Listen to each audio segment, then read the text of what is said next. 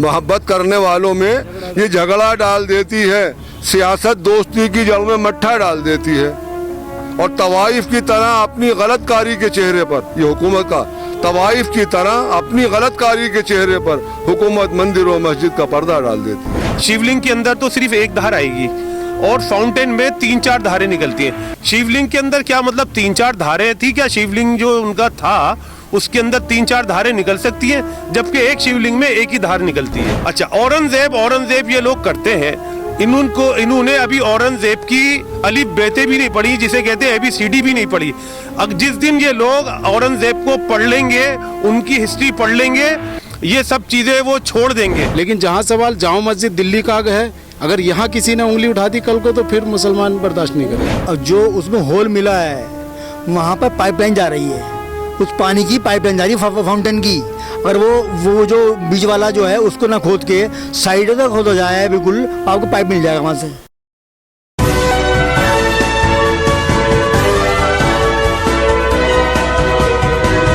आप देख रहे हैं पल पल न्यूज़ और मैं हूं आपके साथ नदीम अकरम।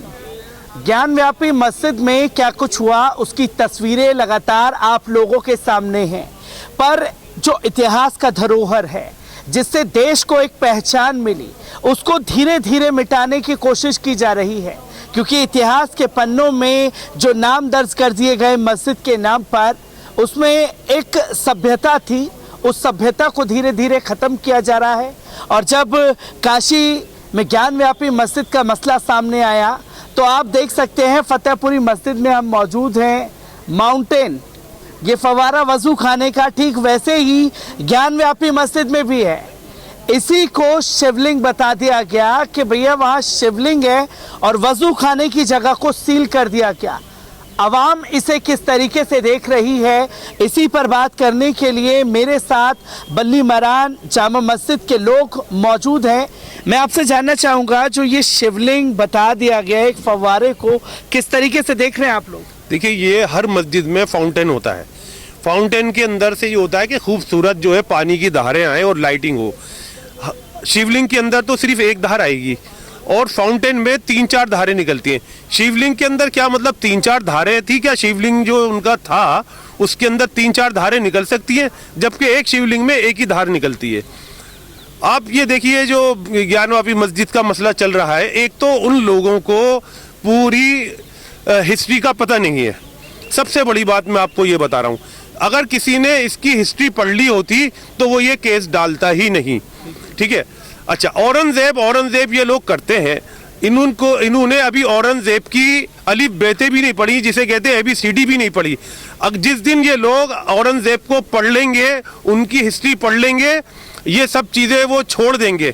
लेकिन औरंगजेब को सिर्फ ये वो चीज़ देख रहे हैं कि जो जिसने जिस काम की नहीं है उसने गलत काम की नहीं है।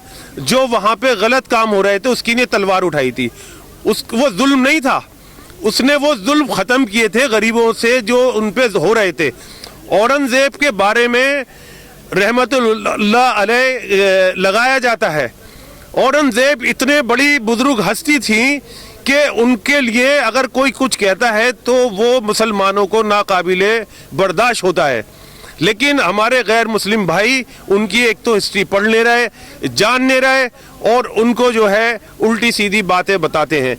उनका अगर इतना आज 350 साल हो गए, जो भी मुगल पीरियड के टाइम में हो गया, जो भी टाइम, आज तक औरंगजेब का इतना खौफ है, क्योंकि औरंगजेब अल्लाह के अलावा किसी से डरता नहीं था। आज भी हम मुसलमान अल्लाह के अलावा किसी से डरेंगे नहीं, ना किसी के आगे झुकेंगे नहीं।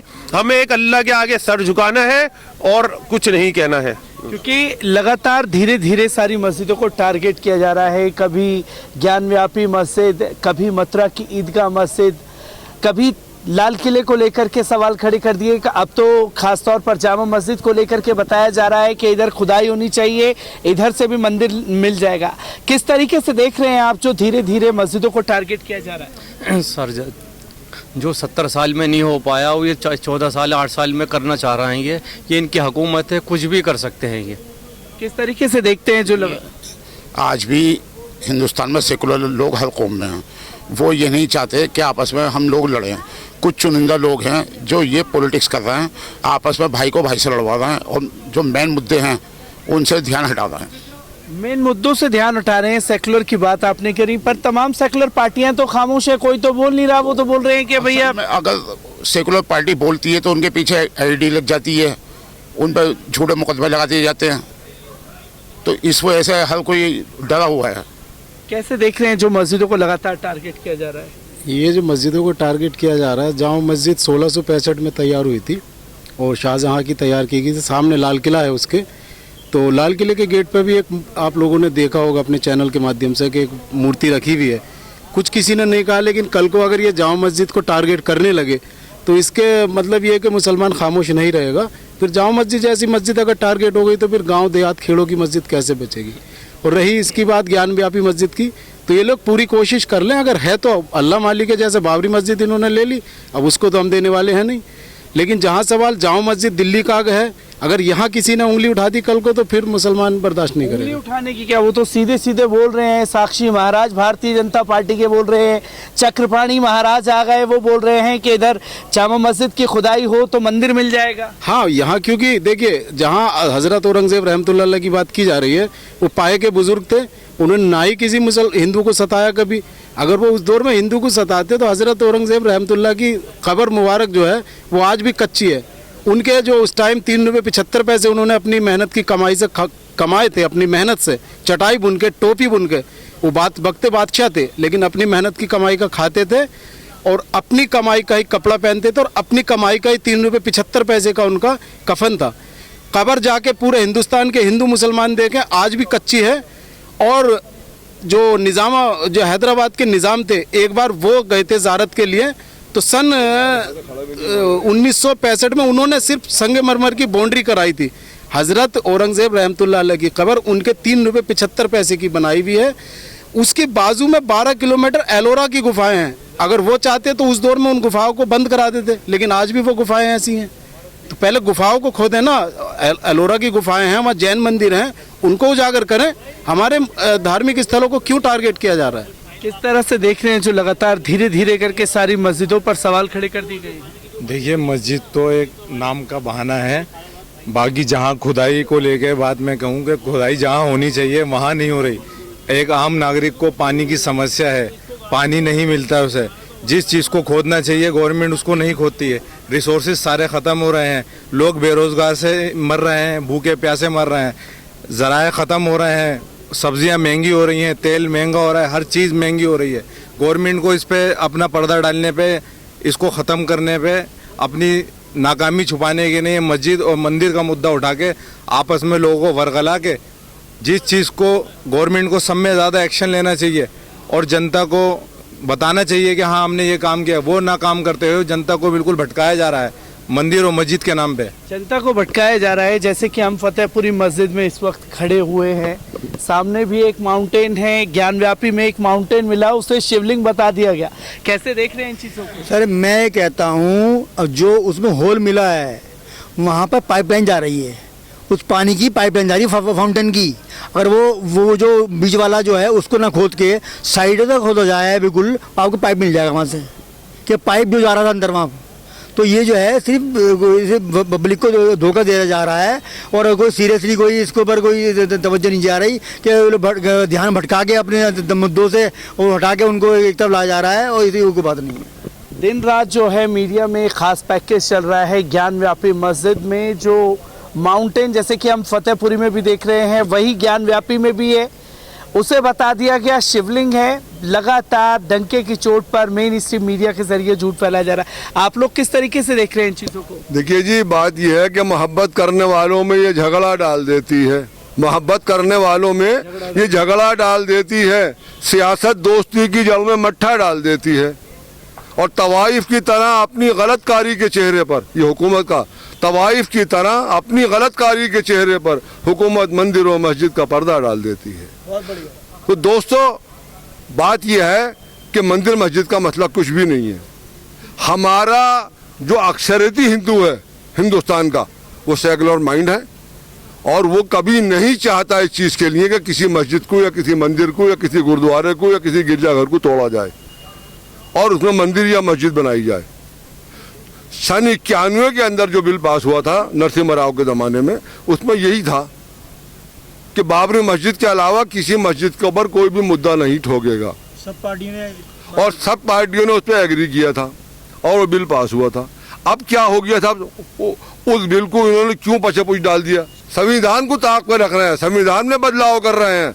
और ये बात ईमानदारी की ये है कि इस वक्त बेरोजगारी, भाई ने जो कहा, बेरोजगारी इस कदर है, सुबह से शाम तक बोनी नहीं हो रही है, बट्टा नहीं हो रहा है। जो तेल की थैली 60 रुपए की थी वो आज 170 रुपए की और 75 रुपए की है। कहाँ से लाए गरीब आदमी, कहाँ से कमाए? काम ही नहीं है, कोई जराए ही नहीं है।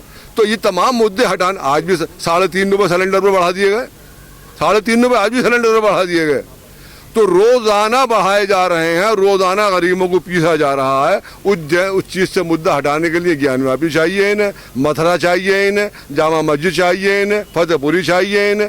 इन मुद्दों को लोगों को लगा रखा है। अब ये फतेहपुरी मस्जिद है, 400 साल पुरानी मस्जिद है, उधर से गिर रही है, उधर से गिर रही है, उधर से गिर रही है। करोड़ों रुपए की जनाबी बाहर प्रॉपर्टी उन्होंने भेज दी। 2 रुपए मस्जिद पे लगाने के लिए तैयार नहीं है वक्फ बोर्ड, 2 रुपए लगाने को तैयार नहीं है वक्फ बोर्ड। ये भी जो छज्जा बना है ये गिर गया था जनाबी अली वजू करते हुए, नमाजियों के ऊपर, नमाजियों को बचा लिया था अल्लाह ने, उसकी बड़ी मेहरबानी है, न वरना ये भी नहीं बनता।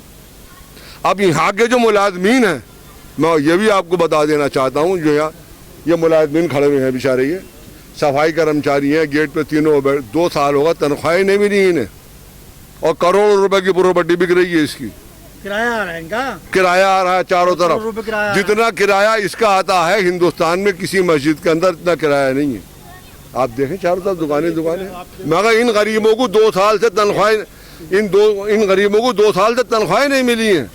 अभी कहाँ से अपना पेट पालें, कहाँ से अपने बच्चों को खिलाएं, कैसे करें, क्या नहीं करें, इस बात में कोई ना वक्फ बोर्ड देख रहा है और ना हमारे केजरीवाल सरकार, जिन्होंने वादे किए थे हम 16,000 देंगे और 15,000 देंगे और 14,000 देंगे। अरे वो 15-14 हज़ार तो जामे ऐसी तैसी के अंदर, जो इनकी पुरानी तनख्वाहें वही दे दो भाई। पर दावा तो किया जा रहा है वक्फ बोर्ड के चेयरमैन द्वारा कि हमने जो है तनख्वाह दी है इमामों को। कितने सालों से तनख्वाह नहीं मिली है? जी हम लोग को 2 साल हो गया तनख्वाह नहीं मिला।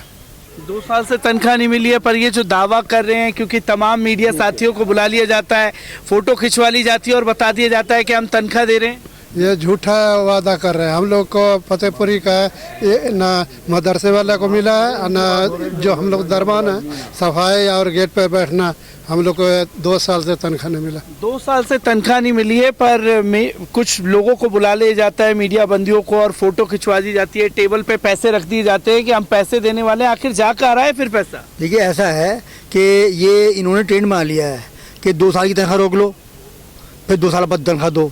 उनको स्टेज लगा के वीडियो बना के एक चेक उनको जलील करने के लिए चेक दो उनको हाथ में। भाई उनकी मेहनत की तनख्वाह दे रहा हो तुम, उनको तुम्हारा एहसान कर रहा हो उन पे। ये हर साल ये 2, 3, 4, 5 साल में ये काम करते हैं। 2 साल के तनख्वाह रोक के फिर देंगे तनख्वाहों की। ये ट्रेंड चल रहा है, ये ट्रेंड में इनके पैटर्न पे आ गए हैं ये। और 2 महीने का दे देगा, कभी 2 महीने दे देंगे, 8 महीने 18 महीने छुट्टी, 18 महीने की दे दे तो 5 महीने छुट्टी। ये क्या ट्रेंड है? जब तुम्हारे अरबों रुपए महीने आ रहे हैं तो तुम दो दे। जब अरबों रुपए आपके पास किराए के आ रहे हैं तो आप देते क्यों नहीं मंथली? सारे इमामों का, सारे मौलवियों का, सारे जो वर्कर हैं, जो मस्जिद को आर्कियोलॉजिकल डिपार्टमेंट से यहाँ पर मरम्मत होनी बहुत ज़रूरी है, वरना ये गिर जाएंगी मस्जिदें। जहाँ मस्जिद की हालत बहुत ख़राब है, फतेहपुरी की बहुत हालत ख़राब है, और जो घटा मस्जिद है उसकी हालत बहुत ख़राब है, और जितनी मस्जिदें पुरानी मस्जिद है इनके आर्कियोलॉजिकल जो डिपार्टमेंट है वो आके की मरम्मत करेगा, जब ये बचेंगी, वरना नहीं बच नहीं पाएंगी ये मस्जिदें। ये गवर्नमेंट चाहती है ये गिर जाएं। हमारे जो वक्फ बोर्ड के बैठे हैं वो जो हैं, वो केजरीवाल सरकार में जो बैठे हैं, जो MLA हैं, वो ये नहीं देख रहा है कि ये यहाँ पर जो हरकतें कर रहे हैं, केजरीवाल सरकार कहते हैं जी मैं आपका वो बना रहा हूँ, स्कूल बना रहा हूँ, कॉलेज बना रहा हूँ, यहाँ स्कूल बेच रहे हैं। तो ये कि जो है ट्रेंड बना दिया इन्होंने कि 18 साल बाद 18 महीने की तनख्वाह रोक लो, 2 साल की तनख्वाह रोक लो। हर 5, 6, 8 साल में ये काम करते हैं, और ये जो है सिर्फ पैसा खाने का तरीका है, कुछ भी नहीं है। ये पैसा खाने का तरीका है। आप कुछ कहना चाहते हैं? एक बात ये है कि ये जो स्कूल था बाहर, प्राइमरी स्कूल है, प्राइमरी स्कूल था जिसमें अब दुकानें बन रही हैं, 10 दुकानें या 12 दुकानें जो बन रही हैं। इसमें अव्वल क्लास से लेकर 5वीं क्लास तक लोग बच्चे पढ़ते थे, और 5वीं क्लास पास करने के बाद ऊपर आ जाया करते थे, 6ठी से लेकर 10वीं तक यहाँ पढ़ते थे। अब मैं ये पूछना चाहता हूँ वक्फ बोर्ड से भी और दिल्ली सरकार से भी कि इस स्कूल को बंद कराकर मार्केट क्यों बनाई गई। लोग बाग, दिल्ली सरकार ये कहती है कि हम स्कूल नए नए खोल रहे हैं, दुनिया भर की फैसिलिटीज दे रहे हैं, उसके अंदर दुनिया भर के हम जनाब बेली उसके अंदर काम कर रहे हैं, जहाँ स्कूल बंद किए जा रहे हैं। क्यों बंद किए जा रहे हैं? ये उर्दू मीडियम स्कूल थे, ये हमारे स्कूल थे, उर्दू मीडियम स्कूल थे, इसलिए बंद कर दिए जा रहे हैं। तो आप देख सकते हैं फतेहपुरी मस्जिद में मैं मौजूद था। सियासत हिंदू मुसलमान के खेल में आपस में लड़ाना चाह रही है, पर फतेहपुरी मस्जिद 400 साल पुरानी है, ना तो उसकी मरम्मत की जा रही है। वजू खाने की हालत आप देख सकते हैं किस तरीके से है। धीरे धीरे वक्फ की जो ज़मीन है फतेहपुरी मस्जिद की, उस पर कब्ज़ा किया जा रहा है। पर सवाल यही है कि आखिरकार कब तक वक्फ की ज़मीनों को यूं ही कब्ज़ा कर दिया जाएगा।